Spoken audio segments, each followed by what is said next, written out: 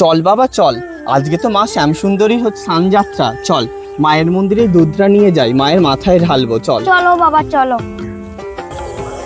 চলো বাবা চলো, আর কত দূর যেতে হবে? হাঁপিয়ে গেলাম তো।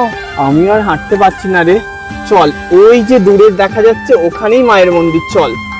চলো ও বাবা চ। বাবা, আমি যে আর হাঁটতে পারছি না। বাবা তাহলে চল চল, ওই গাছের গোড়ায় একটু বসি, তারপরে চলো। যাব। চলো বাবা এইখানটা বসে একটু জিরিয়ে নিই, হ্যাঁ তারপরে যাব। ঠিক আছে। ওহ বাবা কি গরম রে। ঠিকই বলেছো। দেখো আমার গায়ে কত কাদা, আমাকে একটু স্নান করিয়ে দাও না। কে মা তুই? আমার নাম শ্যামা। এই দুধটা তো আমি মা শ্যামসুন্দরীর জন্য নিয়ে যাচ্ছি, মাকে আজকে স্নান করাবো বলে। তোকে দিলে কি করে হবে আমার? দাও না, আমার যে কেউ নেই। তাহলে বাবা কি করবো রে, এটাই দিয়ে দিই। হ্যাঁ হ্যাঁ দি দাও বাবা। হুঙ্কারে সবার